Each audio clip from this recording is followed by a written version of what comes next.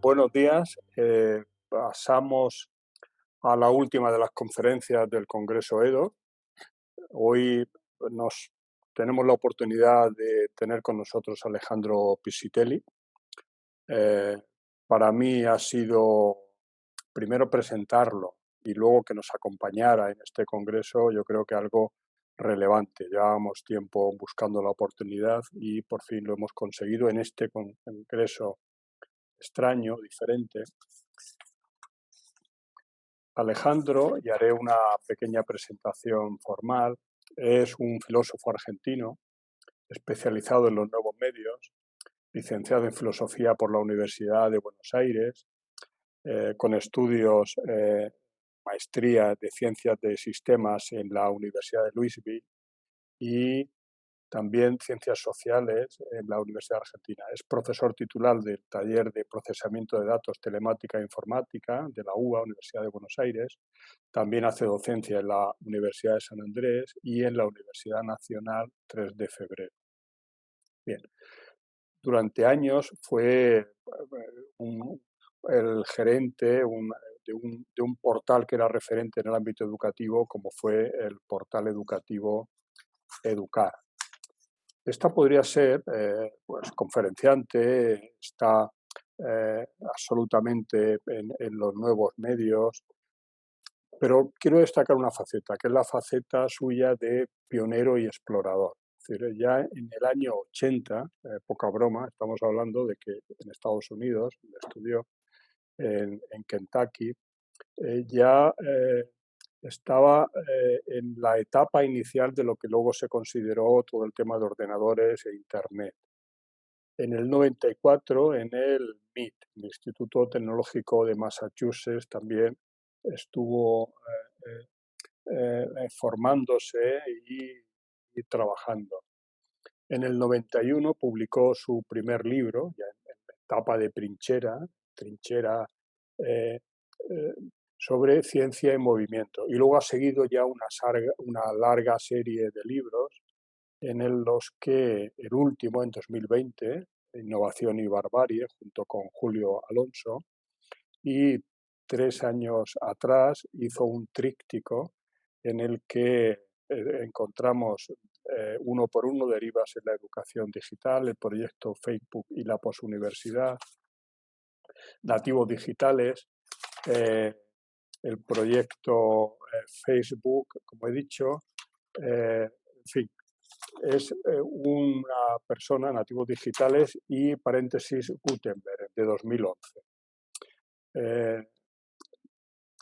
Desde la parte pionera ha comenzado un procesamiento de información, de datos, y nos ha mantenido informados y con conocimiento de primera mano.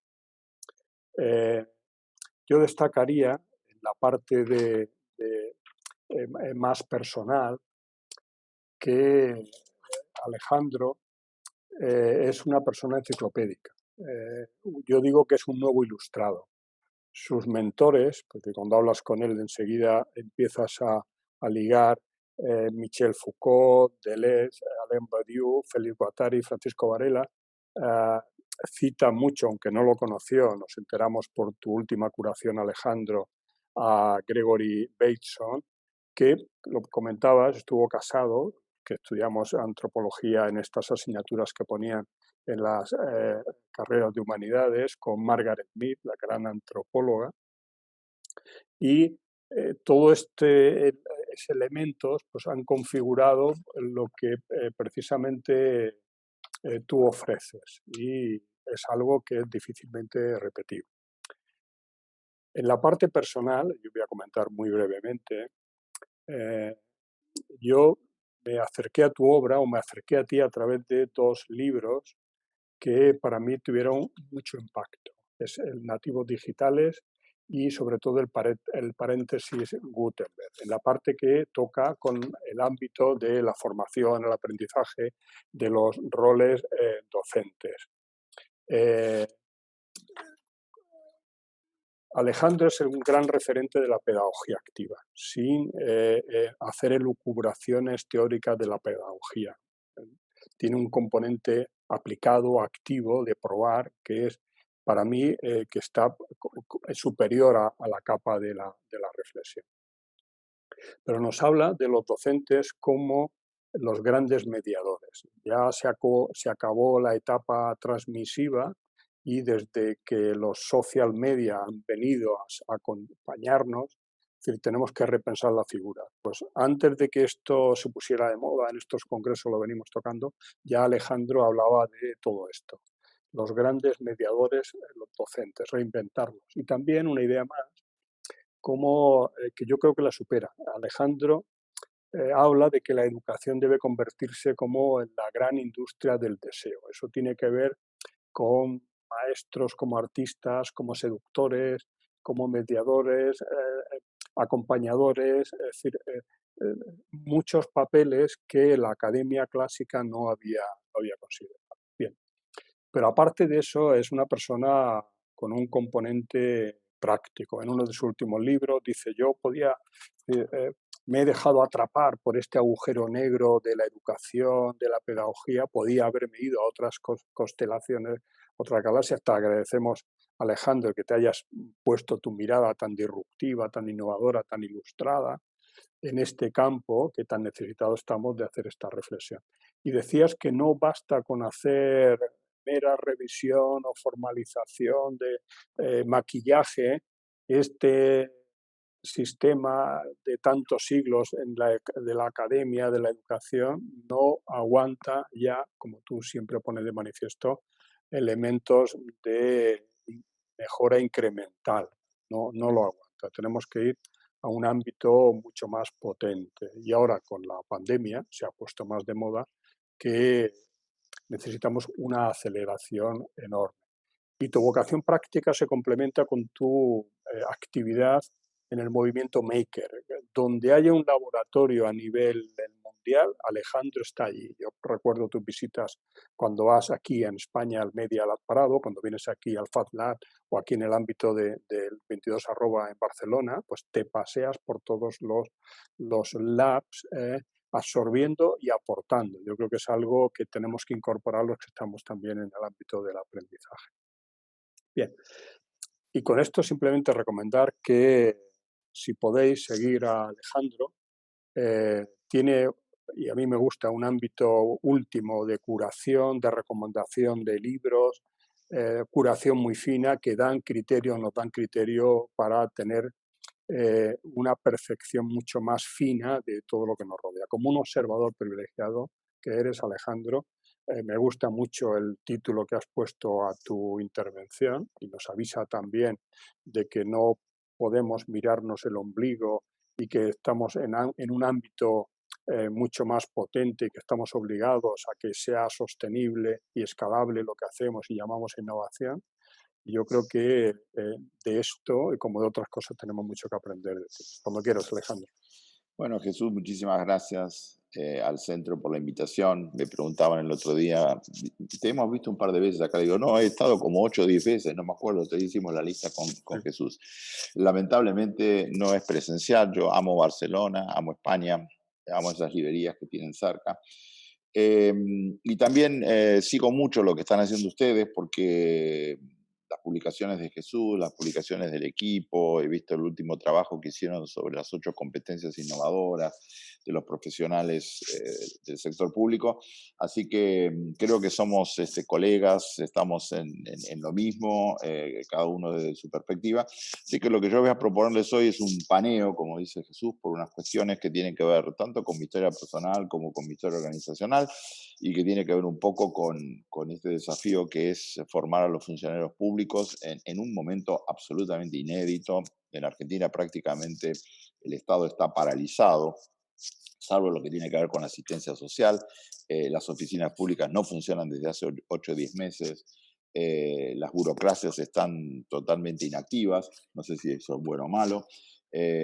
O es momento para la reinvención, pero nunca nos vamos a olvidar de esta pandemia. Una peste ocurre cada 100 años, nos toca a nosotros y nos confundió muchísimo, nos sorprendió muchísimo y cualquier cosa que podríamos haber dicho de este Congreso, si hubiese sido mayo presencial en el 2020, antes de la pandemia o sin pandemia, hubiese sido totalmente distinta.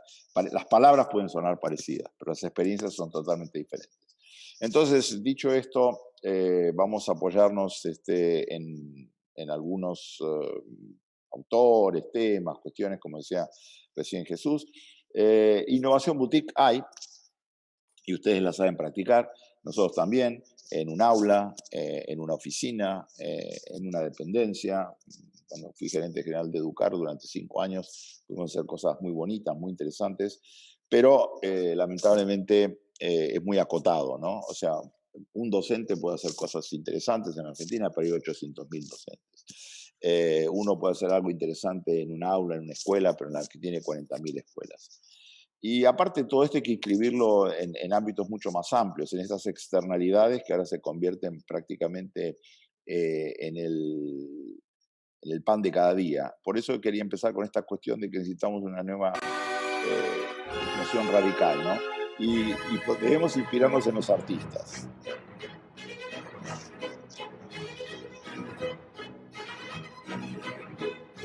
Porque cuando va uno a un espectáculo como estos de Julie Taymor, sale transformado. Entra y pasa por este espectáculo y es otra persona. Entonces tendría que pasar lo mismo en el ámbito educativo, tendría que pasar lo mismo en el ámbito público, tendría que pasar lo mismo en cualquier transacción y no tener estas cosas separadas, ¿no? De que el arte y lo innovador y lo creativo está en un lugar y el resto es simplemente ritual de conveniencia y con suerte alguna vez combinación de eficiencia y eficacia. Eh, Les recomiendo que vean la charla TED de Julie, porque este primer minuto ella en vez de hablar muestra lo que hace, muestra lo que estuvo haciendo, ¿no? Y todos sus espectáculos han sido tremendamente conmovedores, state of the art hacia lo más aspiracional que podemos nosotros imaginar, ¿no?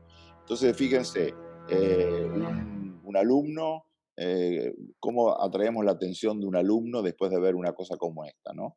Un alumno que se va a un recital, que se va un fin de semana a ver un espectáculo que lo moviliza, que fundamentalmente lo reinventa, y nosotros después, ¿qué tenemos para ofrecerle?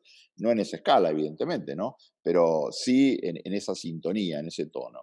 Y tiene que ver esto con el pasaje, ¿no? De la polifonía, de la multitud de perspectivas y posibilidades al mundo de los expertos. Estos 4 que están acá al lado son 4 personajes claves en la historia de la ciencia, de los modos de ver, de los cambios de los modos de ver, ¿no? Bruce Maslich, en un libro maravilloso, que ya tiene 25 años, que se llama La Cuarta Discontinuidad, nos cuenta la historia de Galileo, de Darwin, de Freud y de Turing, mostrando cómo cada uno de ellos abrió y cerró un mundo, ¿no? Y tenemos que pensar que estamos en una cosa parecida, estamos nosotros ahora en el paradigma de Turing, que murió, tuvo que suicidar, lo suicidó la sociedad inglesa porque era homosexual, siendo que él había descrito y descubierto el código Enigma que le permitió a Inglaterra ganar la Segunda Guerra Mundial. Lo cierto es que en todos los campos las ideas horribles no se mueren, insisten, vuelven permanentemente, ¿no? Lo vemos hoy con esta fobia hacia la vacunación, lo vemos hoy con estas grietas políticas terribles que hay en Estados Unidos, en España, en Argentina, ¿no? Eh, Nosotros estábamos acostumbrados, nos habían vendido la idea esa de que la verdad se impone por sí misma, ¿no? Y eso no está ocurriendo. Por eso es muy interesante gente que está investigando esta cuestión de cómo puede haber desacuerdos productivos, no los que vivimos a diario. Este señor, Buster Benson, publicó el año pasado este libro, que parte de una cosa, un trabajo muy interesante de los biases, ¿no? De los sesgos cognitivos. El tipo bien está obsesionado con los sesgos cognitivos. ¿Por qué no vemos que no vemos? ¿Por qué no podemos reformar la administración pública? ¿Por qué la educación siempre cae y recae en el broadcast que está pasando ahora? Somos todos ahora hijos de Zoom. Zoom pasó de tener 10 millones de usuarios en marzo a tener en abril, mayo, ya tenía 300 millones en ese momento. Y volvió el broadcast, ¿no? Volvió de vuelta las clases magistrales. Conozco gente, no sé, hay que decir gente, ¿no? Docentes, lo que fuera, que están dando clases 4 horas seguidas por Zoom, aunque eso parezca absolutamente increíble. Entonces acá, inspirémonos en gente, ustedes tienen una filósofa extraordinaria que se llama Marina Garcés. Marina Garcés escribió hace poquito un librito chiquito, un opúsculo de anagrama de esos pequeños, donde, entre otras cosas, nos dice, hemos perdido el futuro, y lo decía mucho antes del COVID, pero no podemos seguir perdiendo el tiempo. Y por eso ella nos insta a esta nueva ilustración radical, ¿no? Donde la ilustración, esta idea kantiana tan poderosa, eh, no es algo natural, es algo que hay que trabajar permanentemente y esta oscilación, ¿no? Esta idea de tiempo lineal, que primero vienen las autocracias y después vienen las democracias, no es lo que está pasando, ¿no? Hay unas recaídas en democracias, en autoritarismos, inclusive en España, ¿no? Con la cuestión del pretexto del COVID, también en Argentina, mantener a la gente encerrada, decir que lo que importa es la salud y no la economía, o viceversa. Y mientras tanto dejamos de ver cosas absolutamente claves, que es prácticamente una de las razones por las que estamos viviendo esta situación de de confusión y que tiene que ver con este gráfico. Ustedes después se van a preguntar a lo largo de toda esta charla, pero ¿qué tiene que ver esto con el funcionario público? ¿No? ¿Qué tiene que ver esto con atender a la gente? ¿Qué tiene que ver con esto con mejorar la burocracia? ¿Qué tiene que ver esto con la despapelización? ¿Qué tiene que ver esto con facilitar los trámites? Tiene que ver con todo, porque nosotros no somos funcionarios públicos, ni docentes, ni expertos, sino que somos ciudadanos permanentemente, y más atravesados por la tecnología, y más atravesados por este confinamiento, ustedes en particular en este mes en España, ¿no? Donde es la madre de todos los borregos, es la desigualdad creciente que estamos teniendo en el mundo a partir de los años 75. Nosotros vivimos en una gran ficción, la ficción del progreso permanente.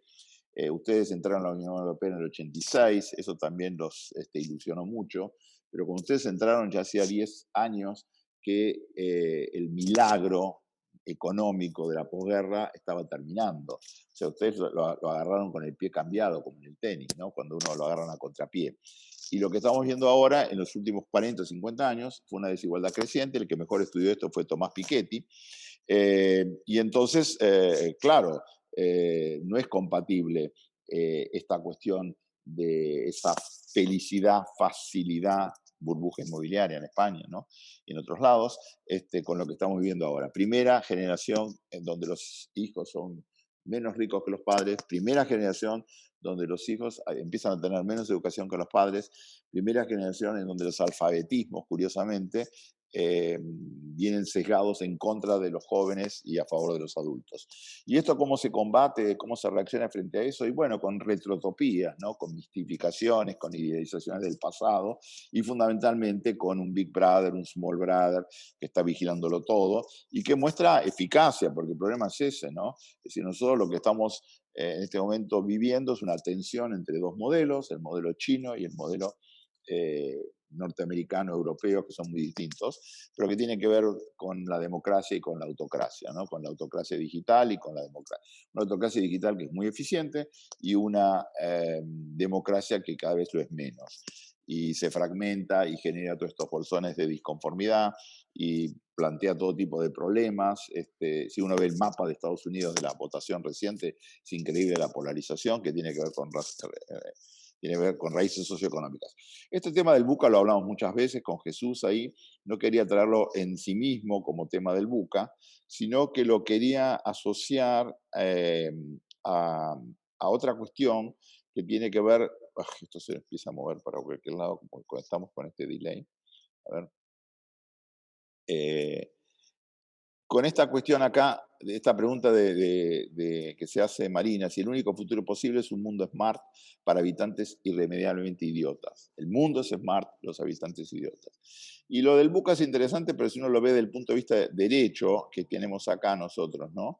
Que es no tanto la cuestión de la volatilidad, la incertidumbre, la complejidad, la ambigüedad, sino en qué hay que convertir eso, en esta visión, esta comprensión, esta claridad y esta agilidad. Hacia ahí tenemos que ir nosotros, no quedarnos en el buca negativo, sino lo que podría ser este buca positivo, ¿no? Para eso, ¿cómo lo hacemos? Vamos en dirección de lo que se llama lo antidisciplinario. muy trabajado en el Media Lab del MIT, el lugar que mejor lo ha hecho en el mundo, lo sigue haciendo en el mundo, y que tiene que ver con esta combinación entre el arte y la ciencia, ¿no?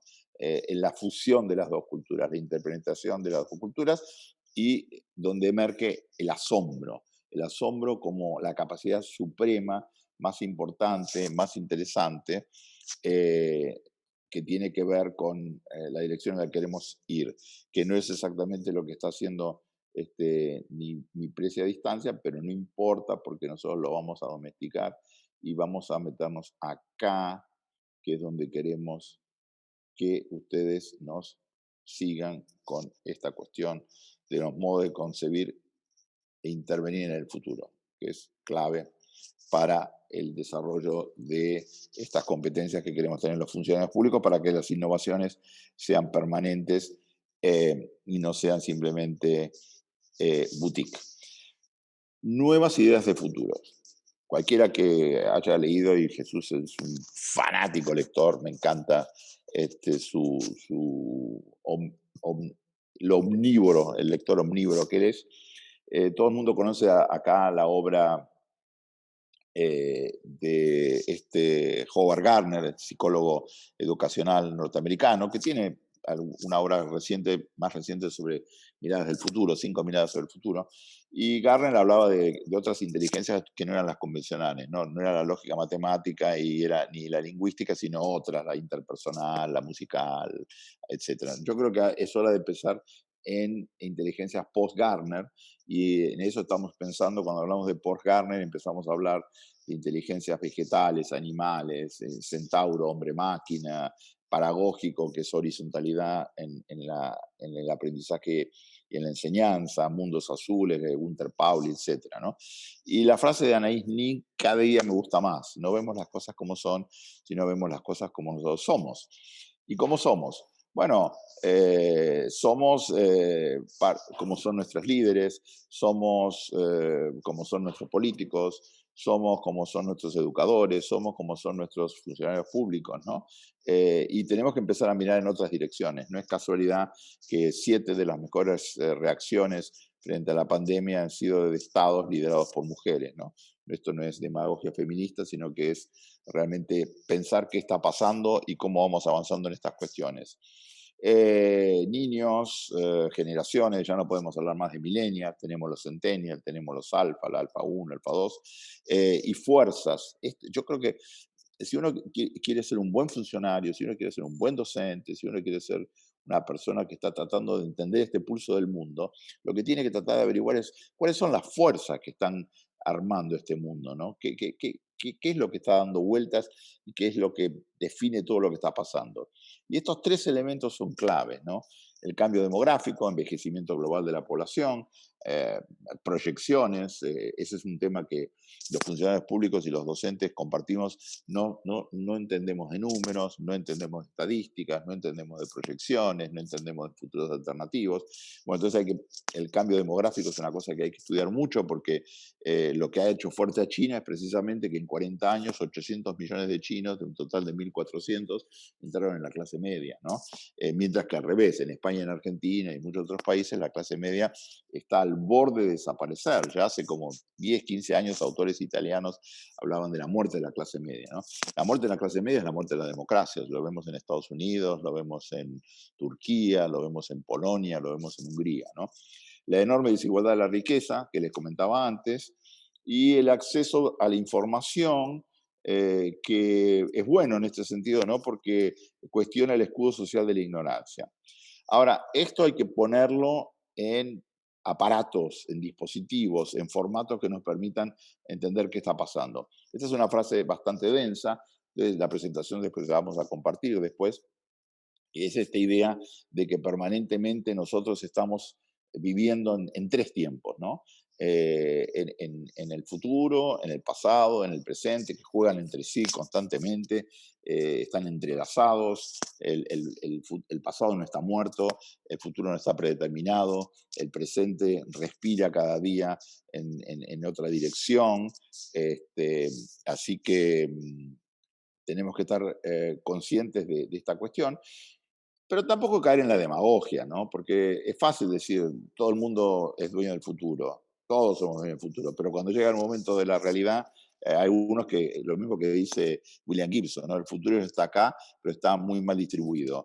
Todo el mundo es dueño del futuro, pero parece que algunos son más dueños que otros, ¿no? Y no necesariamente eso nos conviene a nosotros. Por eso les recomiendo mucho que estudien este gráfico, que se llama boroscopio, lo hizo un señor que se llama George Boros, donde él lo que dice es, ojo con los expertos, ojo con los políticos, ojo con los inevitabilistas, ojo con los predeterministas. El futuro proyectado es el futuro del medio, el futuro celeste que tienen ahí, ¿no? El extrapolado. El mundo va a ser el mismo de siempre. No necesariamente va a ser así. Y entonces, esto es una cosa de los años, del año 2000, 2003. Él decía, bueno, ojo, en los futuros pueden ser muchos tipos, ¿no? Pueden plausibles, posibles, probables, preferibles, y arriba de todo ponía prepósteros, ¿no? Que es el futuro imposible, eso no va a pasar nunca. ¿Qué es lo que no va a pasar nunca? El COVID. Así que nos quedamos chiquititos, chiquititos. Mucha gente sigue viviendo en el proyecto futuro esperando que vuelva la vieja normalidad. Y sin embargo, eso no va a pasar. Porque no va a haber nueva normalidad, no va a haber vieja nueva normalidad, va a haber una cosa diferente y no necesariamente bueno y no necesariamente interesante. Eh, entonces, avancemos, tenemos dos partes más. Esto de modos de concebir el futuro tiene que ver, porque nosotros añoramos cuando todo parecía sencillo, cuando los problemas se resolvían a medias, cuando la escuela y la formación y los funcionarios no brindaban herramientas para ganar al futuro y vivir cómodamente en el presente. Siempre era mejor que en el presente siempre era mejor que el pasado. Las burocracias estatales y los procesos formativos siempre estaban más ayornados, más interesantes, y sin embargo, de repente nos damos cuenta de que eso no está pasando, porque el futuro no es una incógnita, sino que es una construcción, es un estado de cosas que cincelamos todos los días. Y para eso tenemos que conseguir munirnos, embebernos, entrometernos en nuevas propuestas, nuevos diseños, nuevos modelos, nuevas teorías. A la izquierda, mi amigo Juan Freire, que es una persona brillante, está trabajando en el TEC de Monterrey ahora. Eh, Él es biólogo de formación, pero en realidad es un complexólogo por las actividades que hace, y donde él insiste permanentemente, ¿no? Que una organización que funciona, digamos, una cultura burocrática profesional, cultura pública, importante el modelo, sí, 10%, importante el método, sí, 30%, pero lo que es clave es la cultura. Sin cambio cultural no hay cambio organizacional, sin cambio cultural no hay posibilidades de transformación, y el cambio cultural siempre, siempre lo hacen los mandos medios. Esto es interesante, los mandos medios. No lo hace ni la alta gerencia y no lo hace el soldado raso, ¿no? El burócrata de 30 años que se quiere jubilar, etcétera, pero tampoco el recién llegado que generalmente lo que quiere es quedarse y que lo relijan y volver, etcétera. Lo hacen los mandos medios. Lo hace ese nivel meso, ¿no? Ni el micro ni el macro, el nivel meso, ese nivel intermedio. Eh, Solo con un gráfico como ese tendríamos para trabajar muchísimo, y una de las funciones que hacen falta en todos lados, que no existen salvo en muy poquitas organizaciones, es lo que se llama el Chief Culture Officer, el oficial principal de cultura, Chief Culture Officer. Hay un canadiense que se llama eh, McCracken, que trabaja muchísimo en la idea del Chief Culture Officer.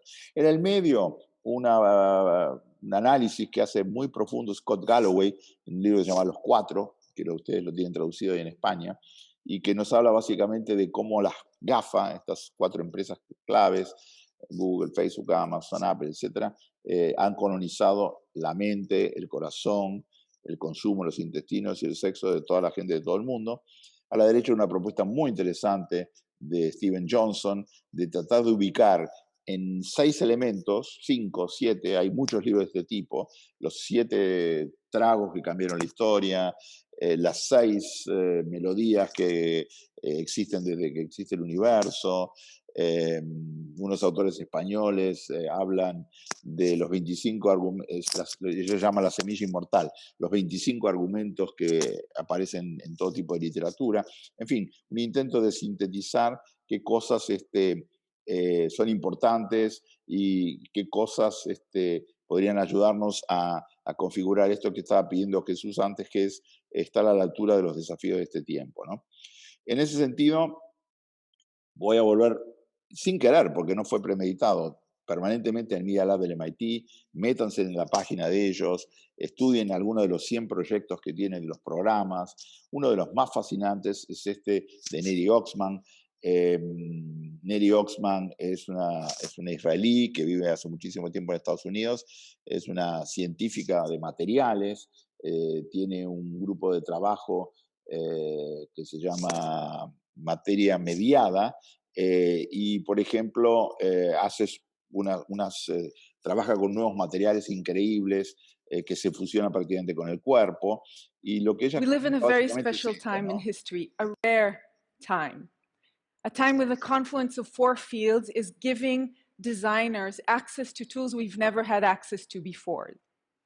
These fields are computational design, allowing us to design complex forms with simple code, additive manufacturing, letting us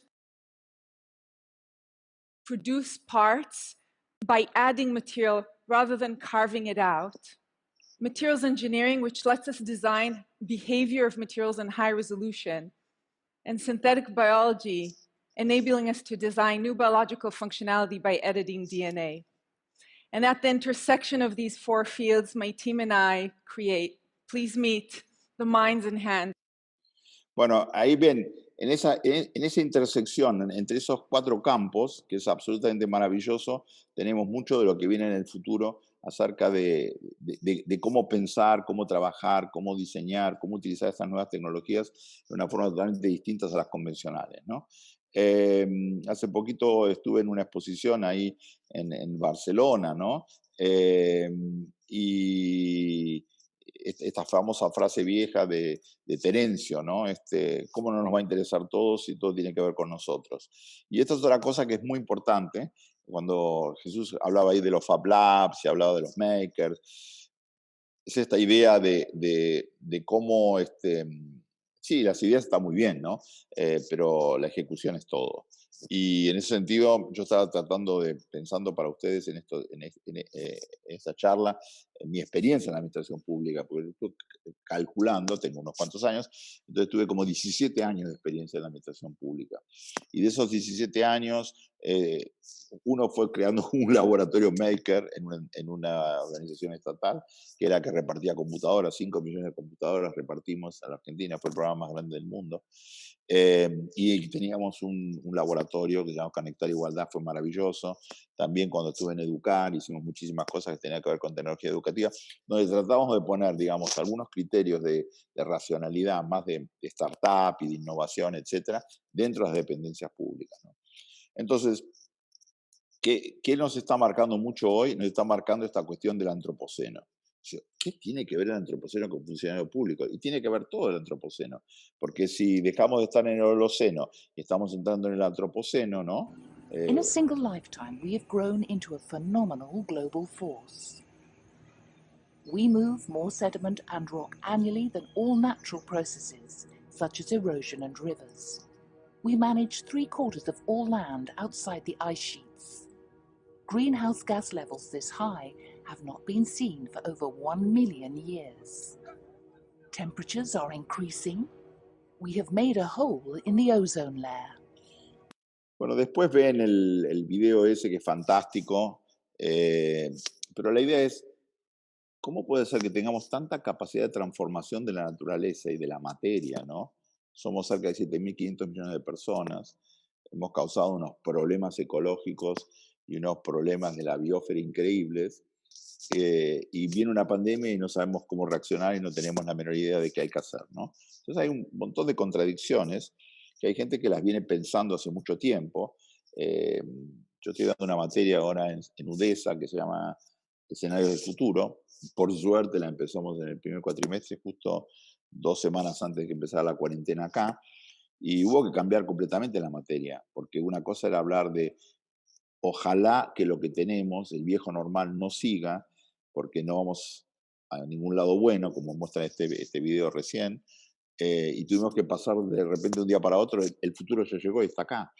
Y estamos todos encerrados en nuestra casa porque en plena era tecnológica, un bichito, un virus, algo que no sabemos ni lo que es, un mutante, amenaza a la humanidad, o por lo menos así nos quisieron hacer creer, ¿no? Entonces, de las cosas que hicimos, y recomiendo hacerlo, ustedes también lo hagan, es hacer un diccionario de polímatas, de gente que nos podía ayudar a entender qué estaba pasando. Porque tenían, como decía recién Jesús, un polímata, es Gregory Bateson, ¿no? Tuvieron muchas camisetas conceptuales, porque hicieron mucho trabajo de campo, porque cuestionaron mucho de lo que era el saber dominante en su momento. Bateson murió en el 80, hace 40 años, ¿no? Vivió todo el siglo XX, había nacido en 1904. Y entonces este Stuart Brandt es un tipo que viene trabajando hace 50, 60 años, tiene un proyecto increíble, absurdo, que es construir un reloj que ya lo están haciendo, costó más de 60 millones de dólares, está enterrado en una cueva en Estados Unidos y va a durar, va a funcionar durante 10.000 años, ¿no? Es decir, la idea del long now, la idea de que tenemos que pensar en largo plazo. Entonces él había sacado unos libros gigantes que se llamaban esto, Acceso a las herramientas, en el 70, y hace poquito, hace un año o dos, volvió a sacar esta cuestión, ¿no? ¿Por qué todas estas cosas hacen falta? Él había hecho una frase, había acuñado, somos como dioses, mejor que estemos a la altura, y la cambió ahora, dijo, somos como dioses y tenemos que ser buenos, tenemos que arreglar el desastre que hicimos, ¿no? Y en ese sentido hay que escucharlo, hay que prestarle atención. Esta es una pequeña lista, digamos, de dónde estamos parados. Y de vuelta uno dice, pero ¿y el funcionario público qué tiene que ver con esto? Es que si no hay mundo, no hay más Estado, no hay más oficinas, no hay más función pública, no hay ciudadanos, no hay nada. O sea, la primacía la tiene el mundo. Y entonces tenemos que ver cómo hacemos para mejorar la función pública, pero dentro de un mundo que siga existiendo, ¿no? Y que siga funcionando. Y ahí les recomiendo entonces, como toolkit, como herramienta conceptual, una idea muy interesante de Stephen Berlin Johnson, en ese libro que decía cómo llegamos a hoy, ¿no? Donde planteaba que había como esas 6, el vidrio, uno no pensaría que el vidrio cambió la humanidad, ¿no? La humanidad es antes y después del vidrio. Bueno, lo que decía Johnson es, ojo, no sigamos pensando en términos de del efecto mariposa, de que el aleteo de una mariposa va a ser un huracán, sino pensemos más en el efecto colibrí. Y el efecto colibrí es algo extraño, hay que leerlo, estudiarlo, ver videos, etcétera, porque el colibrí es un ave extraordinariamente maravillosa.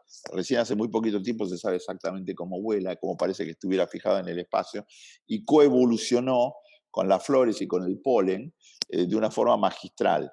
Entonces lo que necesitamos no es tanto pensar que algo va a tener un efecto a miles de kilómetros o a miles de años vista, o qué sé yo, sino que tenemos que empezar a pensar en términos de efecto colibrí. Todo lo que hacemos está sintonizado con lo que está alrededor nuestro y está codiseñado.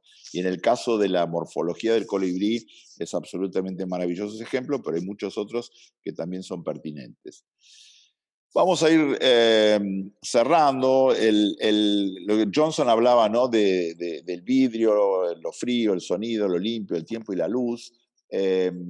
Y es un hilo conductor difícil de seguir. El efecto mariposa era una cadena de causalidades que nosotros desconocíamos. Pero entre la flor y el colibrí, si bien son organismos muy diferentes,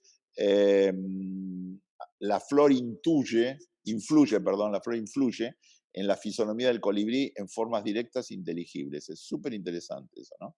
Entonces, vayamos ahora a 2 ejemplos prácticos de cómo se puede inducir cambio de comportamiento grupal, colectivo. Nos interesa mucho el colectivo, no el individuo solamente, el colectivo, ¿no?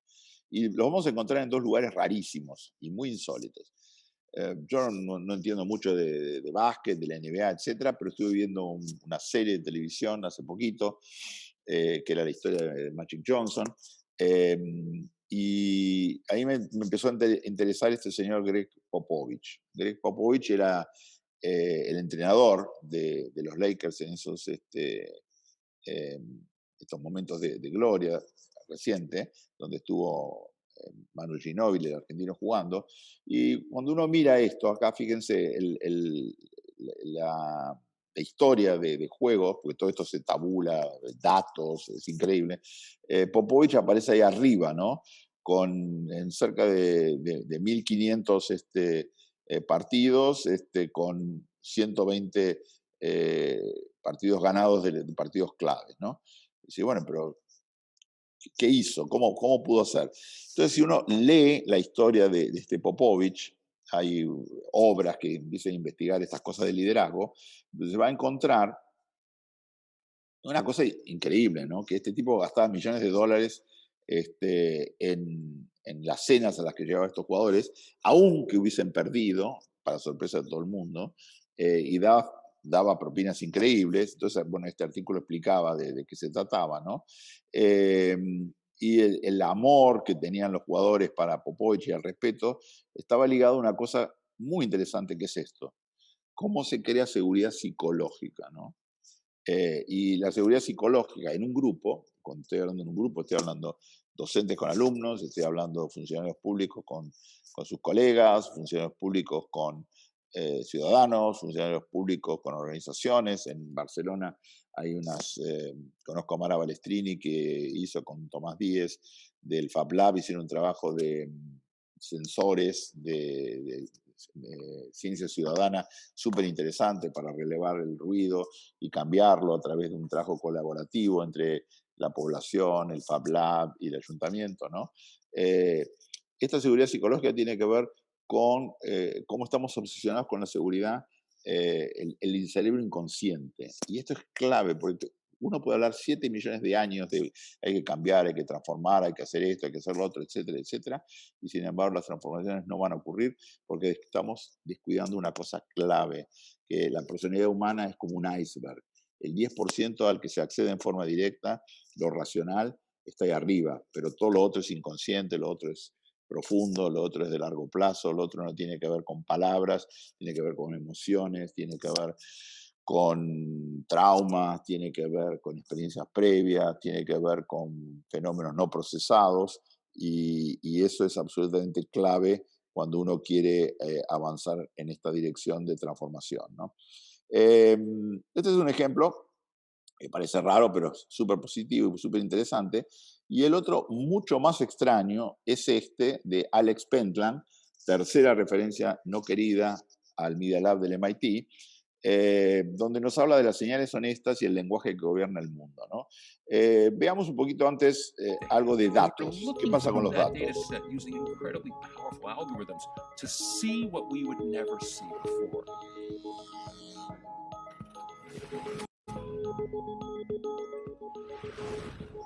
The whole world is being recorded in real time. It's the data that creates understanding and knowledge. We're beginning the age of collecting information from sensors that are cheap and ubiquitous, that we can process continuously, and we can actually start knowing things. So the more information we get, the larger the problems will be that we solve. Bueno, tenemos esos datos, ustedes están al tanto. Hay en España una persona que acaba de sacar un libro, El enemigo conoce el sistema, que es Marta Peirano, Mini Petit, en Twitter, que hizo un trabajo extraordinario mostrando todo este juego de los datos, etcétera, y cómo los datos se quedan con las compañías y cómo eso termina con una especie de manipulación de datos, etcétera. Pero Pentland no está hablando de eso, está hablando de otra cosa totalmente diferente, ¿no? De lo que él llama las señales honestas. ¿Y qué son estas señales honestas, no? Bueno, él inventó un aparatito que se llama el sociómetro, ahora lo vamos a ver, y lo que trata de hacer este sociómetro va en el pecho de las personas. Cuando las personas se acercan, el sociómetro lee señales de pertenencia, ¿no?, de las personas que están cerca nuestro, para establecer conexiones seguras, ¿no? Y lo hace a través de todos estos factores que uno llama, en la vida real llama intuición, o llama buena onda, o llama empatía, o llama me cayó bien, pero que en realidad puede datificarse, ¿no? Y uno puede censar el lenguaje corporal, el tono vocal, la consistencia de las conversaciones. Y es una tecnología esta del sociómetro, lo vemos acá arriba, que detecta patrones ocultos de comportamiento. Este aparatito que está acá. Entonces ustedes van a decir, pero esto es tan loco, ¿qué vamos a hacer? Vamos a tener que ir con este aparatito por las oficinas para ver si realmente nuestros compañeros creen en lo que decimos, como en esa famosa película, ¿no? Cómo detectar mentiras, etc. Lo que está diciendo Pentland es que vivimos en un mundo demasiado simple donde creemos que lo que importa es lo que se dice, y ustedes saben que en la función pública lo que se dice casi nunca importa, y que no hay muchas veces no hay correlación entre lo que uno hace, la función que tiene, el organigrama oculto, así como hay un currículum oculto en la educación, hay un organigrama oculto, no formal, en la función pública. Ahora, todas estas cuestiones, ¿qué tienen que ver con lo que hacen ustedes?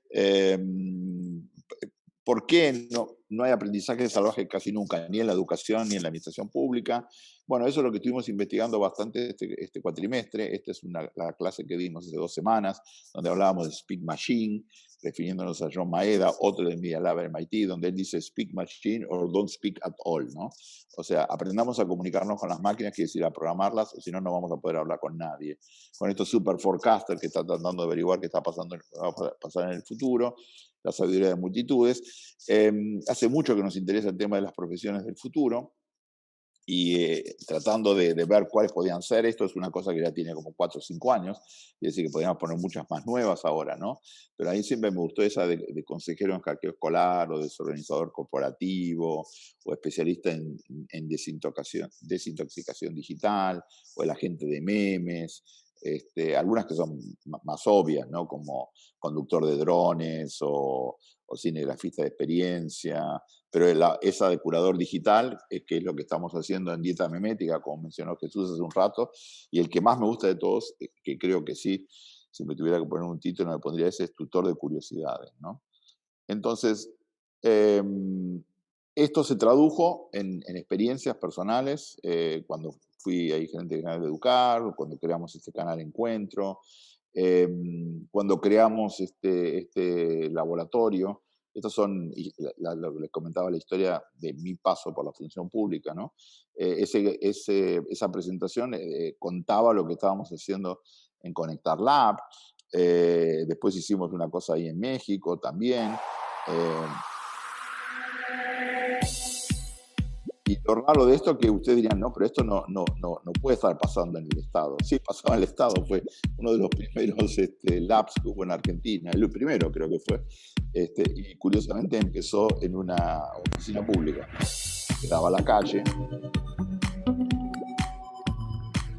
y pasaban chicos, había colegios por ahí cerca, donde se trabajaba básicamente en estas cuestiones, ¿no? Que ahora son medias triviales, pero cuando lo empezamos a hacer en 2012, 2013, fue como, no sé, Jesús, pionero, porque marcó una tendencia y marcó una línea, ¿no?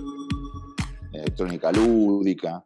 Lo más interesante acá, evidentemente, era el equipo de personas que trabajaban, que eran todas, fusionaban eso que decíamos antes, ¿no? Arte-ciencia. Bueno, el video es muy lindo, después lo ven. Y lo más reciente es esto que decía Jesús recién, de trabajo en el colegio Montserrat, ahí en Valvidriera, con la congregación ahí de hermanas que lidera Montserrat del Pozo.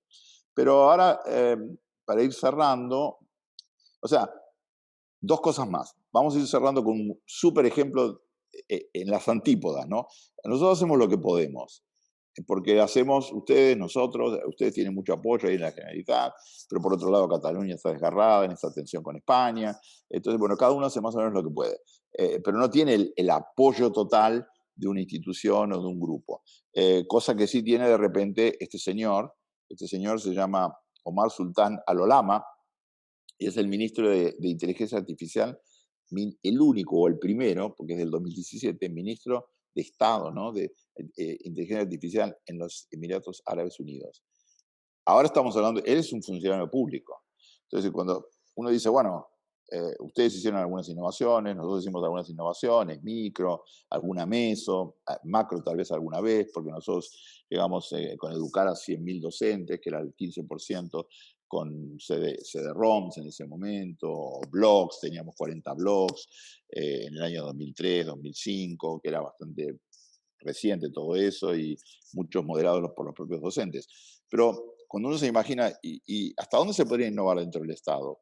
Bueno, nombremos un ministro de 27 años, pues en ese momento tenía 27 años, de inteligencia artificial, y preguntémosle cuál es su programa de gobierno para los Emiratos Árabes.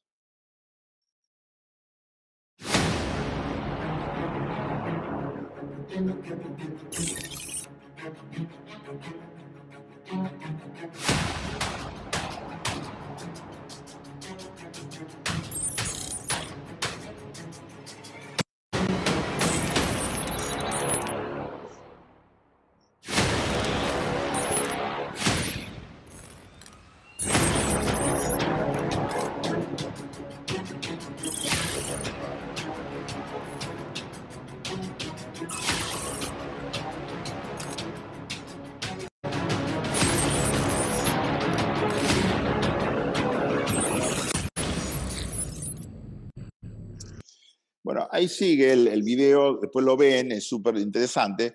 Y ahora de repente dicen, pero ¿de qué está hablando esta persona? ¿No?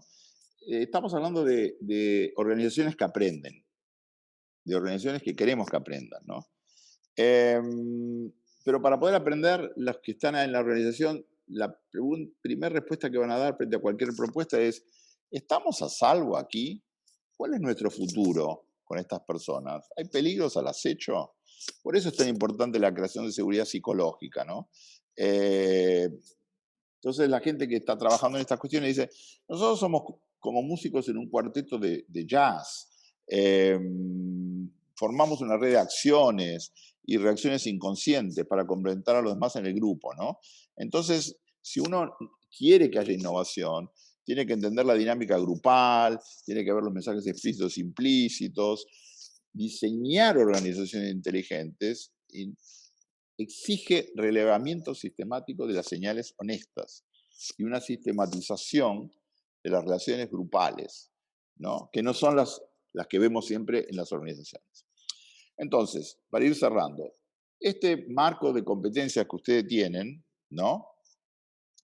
Donde descubrieron esas 8 capacidades necesarias para afrontar innovación en el sector público: autoorganización, aprendizaje autónomo, creatividad, comunicación, trabajo en equipo, creación de redes, captación de tendencias y gestión de riesgos. Obviamente es lo que tenemos que hacer, pero dentro del marco más amplio de lo que les comentaba antes, ¿no? Ustedes hablan de los vectores clave, las actitudes, la persona, el equipo, la organización, los tienen ahí a la derecha del círculo, pero eso está todo muy bien, pero está demasiado todavía en el nivel consciente. Hay que ir mucho más atrás, hay que ir mucho más profundo. Obviamente, ustedes están súper sintonizados con todo lo que está pasando. Yo sigo lo que van poniendo en Twitter. Hace poquito Jesús incluyó las lecciones del mundo post-pandemia de Tony Bates, ¿no? Y donde él habla de esas 10 lecciones, del blended learning, cómo va a crecer después del post-COVID, y la necesidad de ayudar a los instructores, y estamos viendo la ventaja, dice, de los recursos abiertos, y al acceso online y a la igualdad, y necesitamos, dice, más espacios de aprendizaje flexibles, y las cosas que aprendieron los administradores, necesitamos mejor data, etcétera, etcétera. Y está todo totalmente cierto lo que dice él, pero sobre el trasfondo de lo que veíamos antes, el pulso del mundo, el antropoceno, las señales honestas, lo que decía Neri Oxman, que tiene una palabra para definir cómo se combina todo eso, dice entanglement, ¿no? O sea, la interconexión de todas estas cosas. Un amigo común, que es Alfon Cornella, publicó este año y tiene un video en media hora donde cuenta todo esto, ¿no? Y esto va muy con lo que decíamos antes, innovación es 80% de ejecución, y sí, ideas are chips, execution is everything, ¿no? Hay muchísima innovación innecesaria. El punto 4, los humanos somos complicados. Sí, somos muy complicados, pero esa complicación tiene que ver con esos factores inconscientes de los que hablamos antes. Y también habla, recién decíamos Emiratos Árabes están en Asia, ¿no? ¿Y qué dice Cornella? Que el último libro de él tiene que ver justamente con la visita que hizo el año pasado a un montón de ciudades chinas, que estuvo 6 semanas ahí. Dice, Asia cambia el juego, ¿no? Y el 10, lo complejo lo cambia todo. Bueno, de eso estuvimos hablando a lo largo de toda la charla. También ustedes trabajan mucho con las ideas de Nesta. Y si ven, ¿qué está diciendo Nesta fundamentalmente? Trabajemos juntos, lideremos el cambio, aceleremos aprendizajes, experimentemos y resolvamos los problemas. Entonces, a mí todos estos modelos o todos estos ejemplos me parecen fantásticos. También ustedes siguen mucho a la gente de Chile, a la gente que tiene que ver con Experimenta, que es una cosa que están haciendo cosas maravillosas.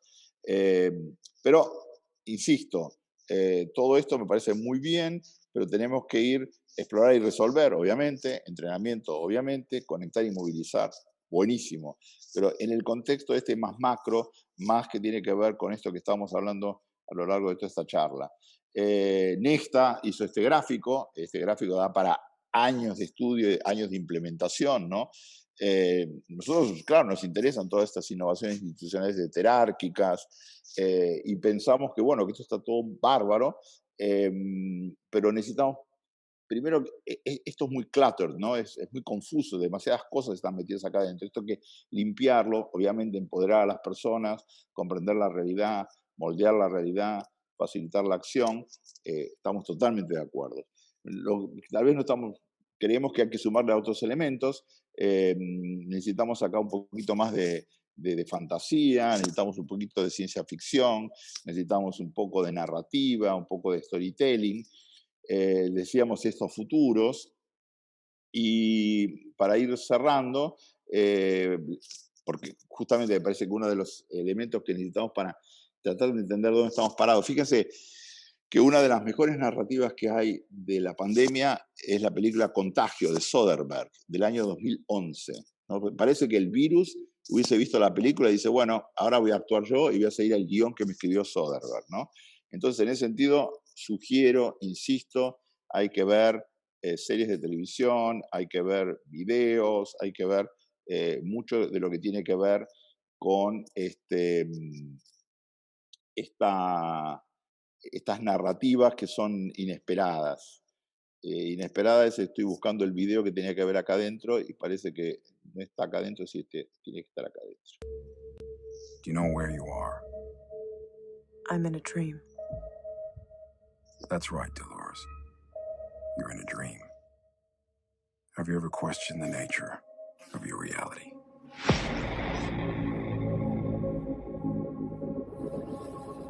Welcome to Westworld. No orientation. No guidebook. All our hosts are here for you. In this world, you can be whoever you want. Are you real? Well, if you can't tell, does it matter?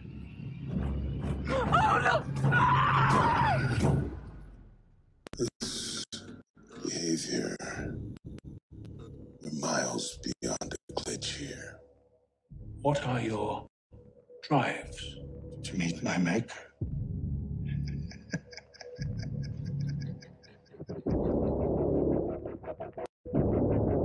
I'm terrified.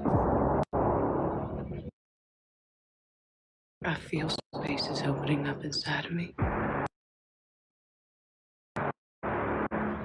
Like a building with rooms I've never explored. I think there may be something wrong with this world. Something hiding underneath.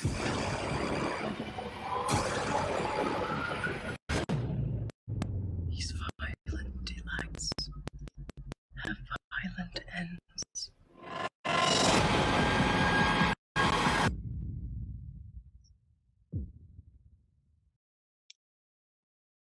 Bueno, con esto cerramos la presentación. Volvemos a esta imagen de Anaïs Nin. No vemos las cosas como son, vemos las cosas como nosotros. Eso que ustedes vieron recién es el tráiler de Westworld. Westworld es una serie de ciencia ficción espectacular, es un remake de una película que se estrenó en el año 73 que se llamaba Westelandia. Nosotros la usamos este verano, antes de la pandemia, en una cursada universitaria completa, dedicada nada más que a ver la primera temporada y hacernos un montón de preguntas y un montón de especulaciones acerca de la inteligencia artificial, la identidad humana, las posibilidades de cambio, de posibilidades de transformación. Todas las cosas de las que estuvimos hablando durante la presentación las vimos en esa cursada universitaria, ¿no?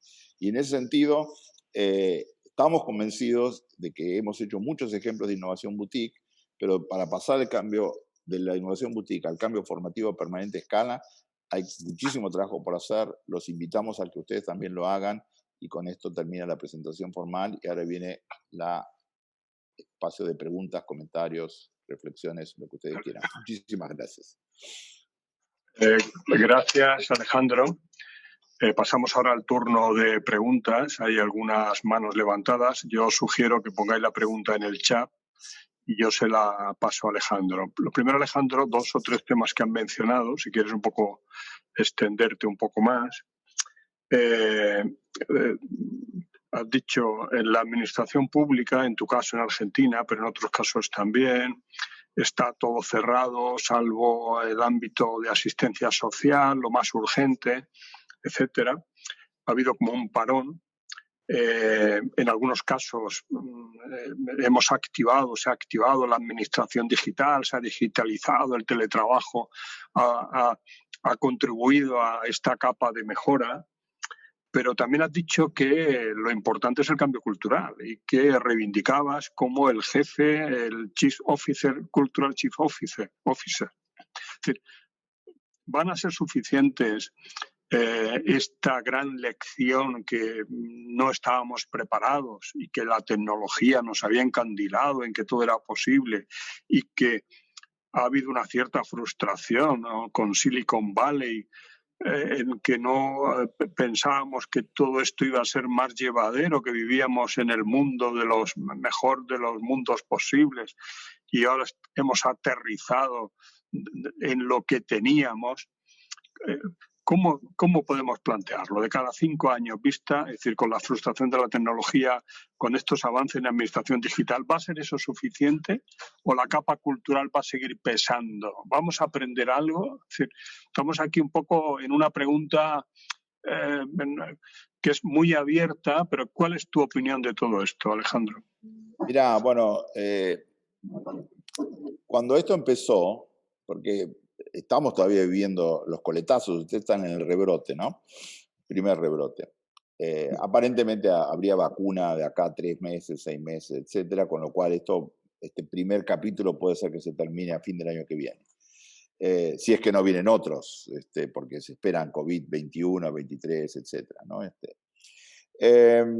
Entonces, la pregunta que vos te hacés, si uno se lo hubiese hecho en marzo, en abril, hubiese contestado ciertas cosas, si hubiese hecho la pregunta en agosto, hubiese contestado otras, ahora en noviembre contestás otras, ¿no?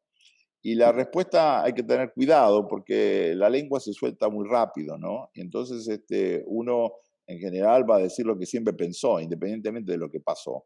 Entonces va a haber gente que te va a decir, no, pero no estuvo tan mal, porque fíjate, en Argentina 35.000 muertos, pero 35.000 muertos siempre hay por la gripe y la neumonía, que los reemplazó el COVID.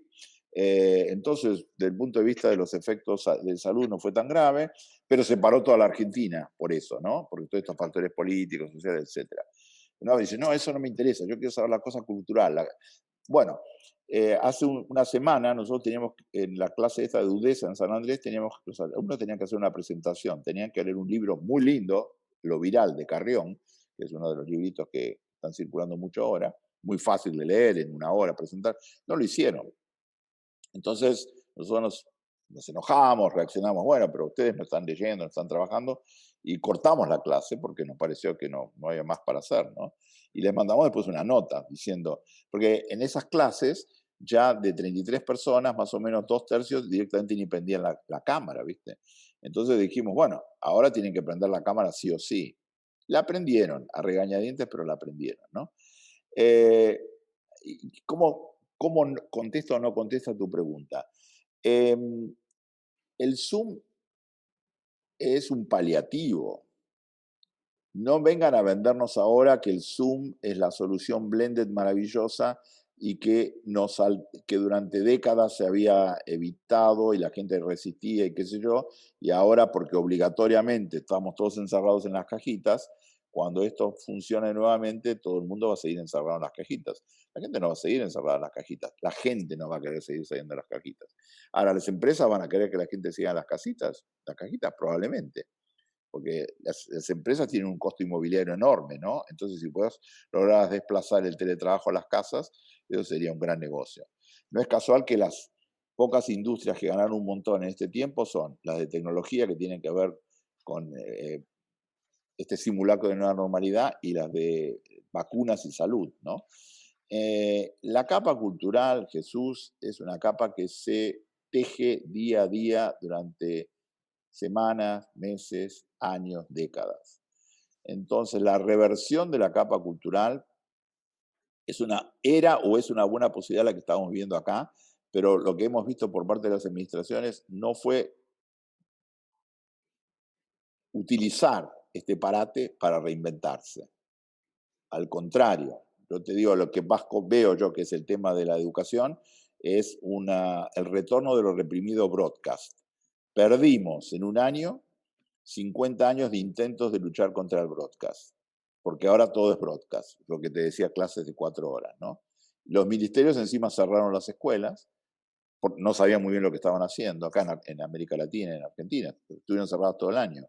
Los números te dicen lo siguiente, te dicen, chicos de clase alta perdieron 65% de los aprendizajes, chicos de clase baja perdieron el 25% de los aprendizajes, se perdieron para siempre del sistema 10% de alumnos.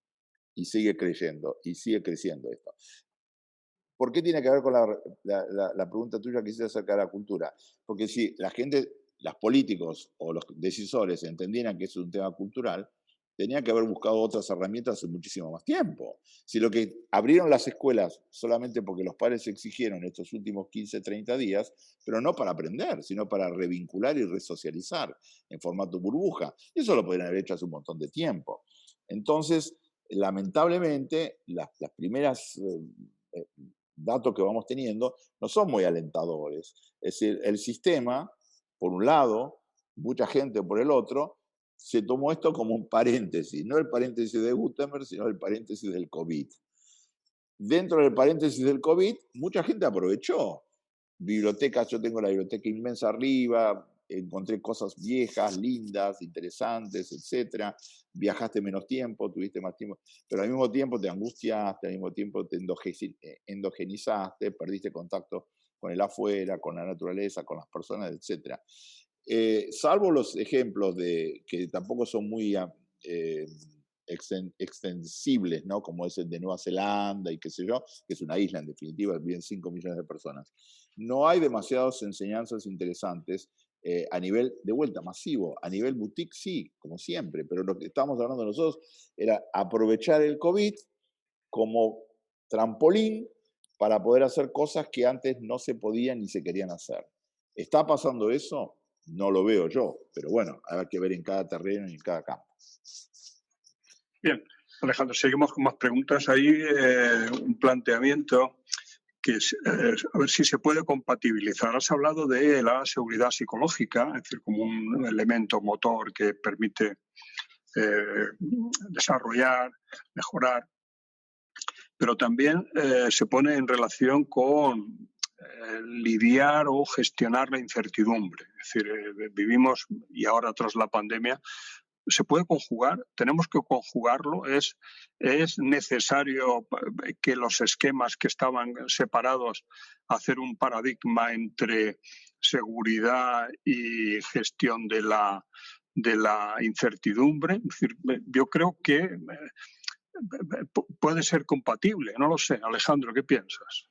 Mira, viste que está lleno de mamotretos y de tratados y de informes y de estudios hablando de las soft skills y de las 6 competencias, las C, y vos sabés muy bien todas esas listas que se van haciendo de las cosas que la gente tendría que aprender. Y Harari, que a veces dice cosas no tan interesantes, pero a veces sí, de repente dijo, bueno, tenemos que repensar un poquito todas las competencias post-COVID o entre COVID, ¿no? Porque estamos entre COVID.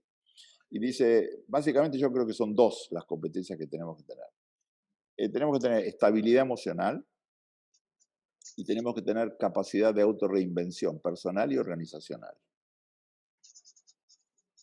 Esas son como las 2 instancias en las que tenés que trabajar muchísimo, ¿no? Y que cómo se consigue no es yendo al psicólogo, no es yendo al diván, ¿viste? No es simplemente, no estamos hablando de la persona, estamos hablando del colectivo y tampoco del sociodrama, del psicodrama de Moreno, ni estamos hablando de terapia de grupo. Estamos hablando de cómo se consigue esa estabilidad emocional cuando acá, por ejemplo, cada 15 días renovaban la cuarentena todo el tiempo, ¿no? Al final la gente ya ni lo escuchaba al presidente.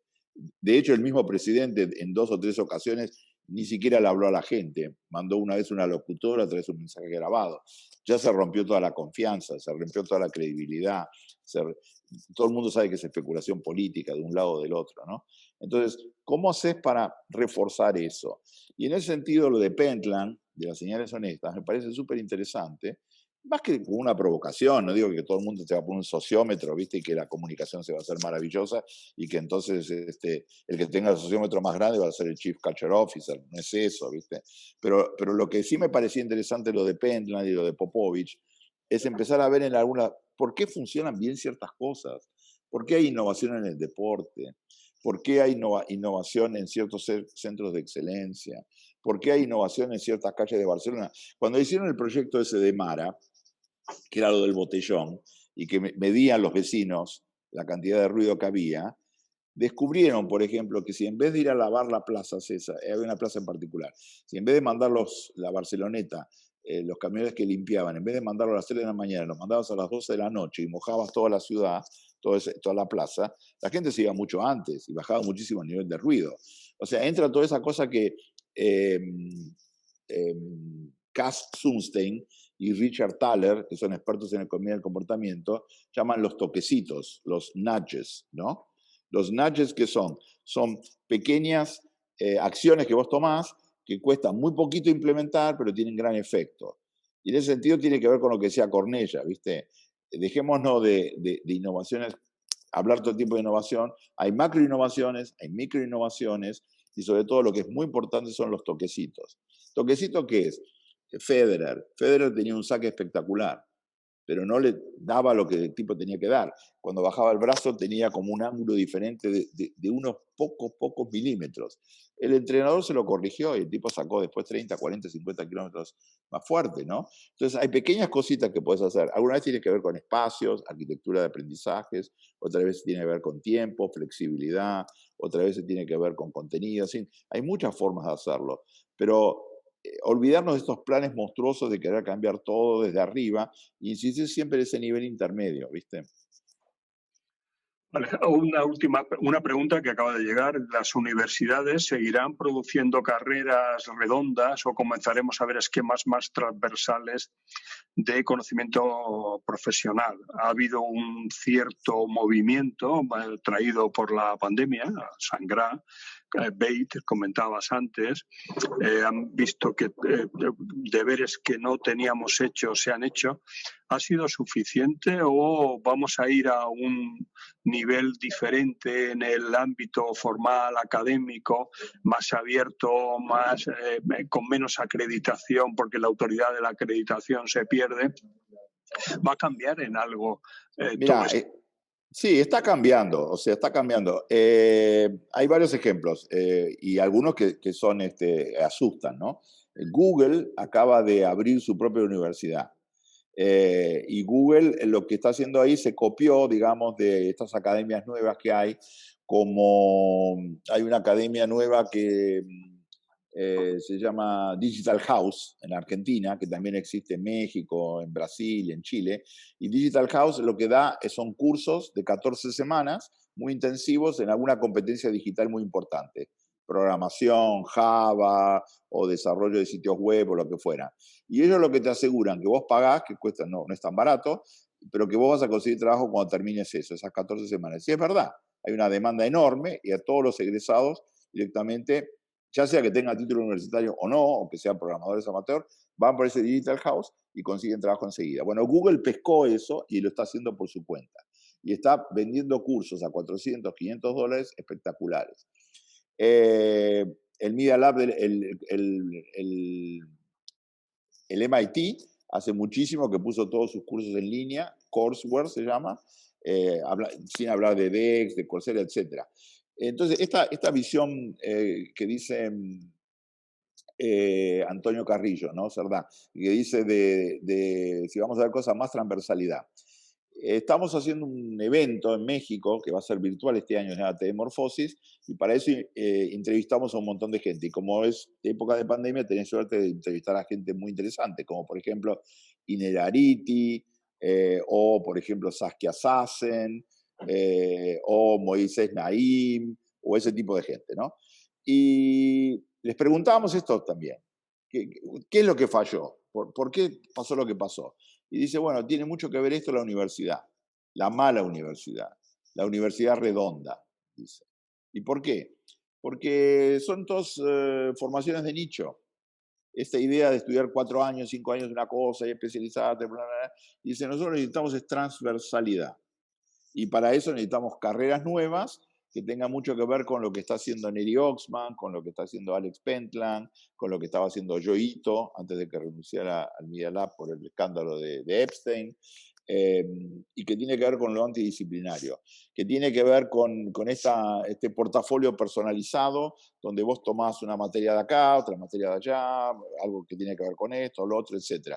Obviamente va a haber mucha resistencia de las universidades, algunas se quieren ayornar, algunas tienen cosas más interesantes, pero desde el punto de vista de la persona, vos hablaste recién de la acreditación, que es en definitiva lo más importante que te da la universidad, ¿no? El título. No es lo mismo la Pompeu Fabra, ¿viste? Que una universidad patito latinoamericana. Pero no sé si por la formación o por la tradición o por lo que fuera.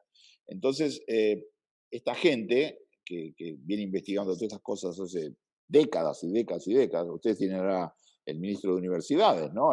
Castells ahí, que se supone que es una persona que más sabe en el mundo, de información, etcétera. Él tendría que estar trabajando en esta cuestión, ¿viste? Pero la idea de la universidad redonda es absurda y da pena en este momento que la gente que tiene 20 años la encierren en esas universidades redondas, porque Picabia decía que la cabeza era redonda para que las ideas pudieran fluir más rápido, ¿no? Pero las universidades son redondas para que las ideas no fluyan más rápido, cuando lo que necesitamos en realidad son universidades transversales. Y hay muchos ejemplos. Esta en UDESA, esa que yo te comenté, nosotros estamos dando clases en una carrera que se llama Diseño Punto. Diseño Punto. Porque, ¿qué es diseño punto? No es diseño gráfico, no es diseño de luz y sonido, no es diseño industrial, no es diseño de interfaces, no es diseño interactivo, es diseño punto. Porque se supone que la persona que sale de ahí sale con una flexibilidad lo suficientemente amplia como para después especializarse en algún tipo de diseño. Mientras que las otras carreras son todas orientadas desde el principio, ¡fum!, hacia tal cosa, ¿no? Entonces, este diseño punto, lo pueden ver ahí en internet, o la maestría que hay en el Fab Lab sobre futuros que dirigen Mara y Tomás Díez, o la especialización en escenarios del futuro que está dando Centro de Diseño en México, son todas en esta dirección de ir hacia lo transversal, salir de la cosa del nicho y tratar de trabajar lo que Neri Oxman llama el entanglement. Acordate que todo lo que tenemos nosotros y no lo podemos resolver son estas cosas que se llaman wicked problems, ¿no? Los problemas malditos. Y los problemas malditos no se pueden resolver disciplinariamente. El COVID es un problema maldito. El calentamiento global es un problema maldito. Todo lo que trae el antropoceno es un problema maldito. El tráfico en las ciudades es un problema maldito. La toxicidad dentro de las organizaciones es un problema maldito. Bueno, para eso necesitamos otra lectura, ¿no? Hay una pregunta ahí de Teresa Sánchez, ¿no?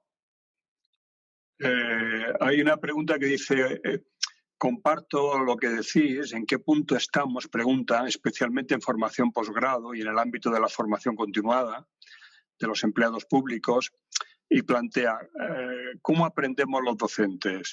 ¿Cómo cree que afectan los cambios por parte de los alumnos? Estamos hablando de este elemento más disruptivo, de aprendizaje proactivo, activo. Cuando hablamos de aprendizaje colaborativo, muchas veces son reacios. Tiene que ver, yo lo relaciono con la innovación boutique, que quizás ha funcionado en un ámbito, pero no hemos sido capaces, después de lo que ha llovido, Alejandro, de hacerlo como la nueva normalidad, por establecerlo con estas palabras. No hemos sido capaces en tantos años de... Y aún suena como si fuera una novedad, porque cognitivamente, ahora quizás tras la pandemia se abra completamente, pero aún sigue habiendo cierta resistencia a este ámbito más de proactividad y de dejar hacer, y del maker, y que aprendan haciendo. Sí, no, lo que dice Teresa es totalmente cierto, ¿viste? O sea, ¿cómo aprenden los docentes? Aprenden como aprendieron siempre, mal, pésimo, por nichos, repitiendo en el paradigma broadcast, buscando un título, porque después, en definitiva, docente, si te va bien, después sos funcionario del Estado y te convertís en un empleado para toda tu vida, que es en las antípodas de lo que puede tener que ver un entrepreneur, lo que tiene que ver un freelance, o lo que tiene que ver una persona que tiene que defenderse de la vida como pueda, ¿no? Y respecto de los alumnos, sí, los alumnos no les gusta mucho esto. Nosotros cuando desde el año 2009 hicimos en la UBA Proyecto Facebook, que era un proyecto que implicaba que los alumnos tenían que dar clases, que tenían que hacer videos, que tenían que participar permanentemente, no como opción. No les gustaba eso. Y decían, nos anotamos en Facebook y después nos borramos, porque Facebook es un instrumento capitalista y nosotros somos UBA marxistas, estamos en la UBA, no aceptamos esas cosas. Así que era resistencia por todos lados. Entonces no solamente es que el docente es mal formado, sino que el alumno viene formateado con ese docente mal formado en la repetición, en las estratagemas y las técnicas para aprobar la materia, etcétera, etcétera. Y la idea de docentes como mediadores, de que dice Teresa, en ese sentido yo me saco el sombrero, o con los pocos pelos que tengo, de lo que está haciendo el Colegio Montserrat. Porque el Colegio Montserrat de Valvidriera, que existe hace 93, 94 años, pero cambió hace 25 años porque fue muy influenciado por Howard Gardner, que de hecho lo visitó al colegio con la teoría de las múltiples inteligencias, y Montserrat del Pozo, que es una especie de Steve Jobs, en el sentido que va donde sea y roba las ideas que son buenas, de donde vengan, y las incorpora. Lo bueno que tiene no es que roba ideas, todos nos robamos ideas, pero la cuestión es que las incorpora de una forma maravillosa al modelo que ya tienen, ¿no? Introdujo la idea del co-teaching, o sea, de la enseñanza de A2 o de A3. En el Montserrat no hay alumnos clases de 30, las clases mínimas son de 60. Y en otro Montserrat, no en ese, sino uno que está en el centro de la ciudad, hay clases de 90, modulares, ¿no? Entonces, en las clases de 60 hay 3 docentes, y en las clases de 90 hay 5 docentes. Y claro, entonces es totalmente diferente esta idea del co-teaching, porque vos sos un alumno, sos una persona que tiene 5 años, o tiene 10, o tiene 15, escuchás múltiples voces, escuchás la polifonía, puede haber desacuerdo, a veces son docentes que dan la misma materia con distintas perspectivas, a veces son docentes de distintas materias que se tienen que poner de acuerdo, a veces se llevan bien, a veces no se llevan bien, pero básicamente lo que vos tenés ahí es, rompiste con el monopolio. Así como uno se va de la casa a la escuela. ¿Por qué es importante la escuela? Por muchos motivos. Como factor de socialización es clave, porque el chico sale del control paterno y materno y se empieza a socializar con otros chicos que pueden ser diferentes o no, y muy diferentes, ¿no? En España, ahora que tienen como un 5% de población extranjera, ¿no? La variedad que no tenían antes. España antes tenía 0,5%, hace 20 años atrás tenía nada más que una inmigración permanente chiquita, muy chiquita, de 0,5%, ahora es el 5%.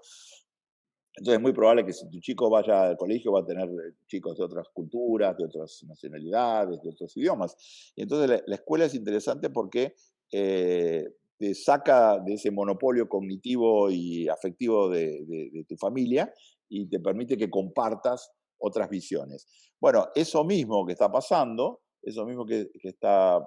pasando, es lo que uno vive en el Montserrat, con distintas lecturas. Ahí Antonio dice de vuelta, ¿no?, que el modelo docente ha cambiado muy poco de Aristóteles hasta nosotros, y no es un punto de revisión. Y sí, claro que es un punto de revisión. Evoluciona el medio, pero no la profesión. Sí, pero es verdad, pero tampoco cambia mucho la profesión en la función pública, no cambia mucho la profesión en medicina. Por ejemplo, una cosa que no hablamos acá, ¿no? La medicina es un monopolio cognitivo gravísimo porque tiene que ver con la vida y la muerte. Los infectólogos se convirtieron en políticos en la mayor parte del mundo. Y el orden médico, que había sido tan criticado, y uno de los que mejor criticó fue Iván Illich. Iván Illich tiene una obra fabulosa que se llama Némesis Médica, donde está hablando de cómo los médicos quieren tener el control de la sociedad. O sea, otra que el panóptico. Los infectólogos son el panóptico de Foucault hoy. Y de repente tampoco es una profesión que haya cambiado absolutamente para nada, ¿no? Entonces, en ese sentido, creo que lo que están haciendo ustedes ahí en el centro, el intento permanente, porque esto es una cuestión, uno hace mucho esfuerzo para que algo cambie y es tan fácil involucionar y es tan fácil revertir y es tan fácil ir para atrás. Cambió el director de la escuela, cambió el docente, cambió el ministro, cambió el consejero, cambió el presidente y va todo para atrás. ¿Por qué? Bueno, porque la dinámica topológica del comportamiento humano va en esa dirección, ¿no? Es decir, mantener la diferencia, mantener la variedad, mantener la riqueza, cuesta. Pero ahí ayudan también las jóvenes generaciones, son aleccionadas, ¿no? Nosotros trabajamos mucho con chicos de 20 años, tenemos algunos ayudantes que trabajan con chicos de secundaria, algunos de primaria, de secundaria, y ahí vemos cosas muy interesantes con fenómenos como TikTok o fenómenos de Instagram o fenómenos de WhatsApp, que no existían hace pocos años atrás, ¿no? Así que el mensaje, a pesar de ese video que vimos al final, habría que retrotraerle al video que vimos al principio, ¿no?, de Julie Taymor. Arte, belleza, experiencia y supervivencia.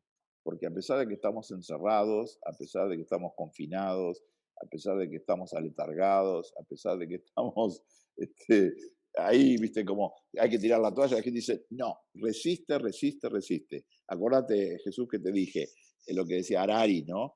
Estabilidad emocional, aguantarse todo esto, porque la pulsión de vida es más fuerte que la pulsión de muerte. Apostamos a la pulsión de vida.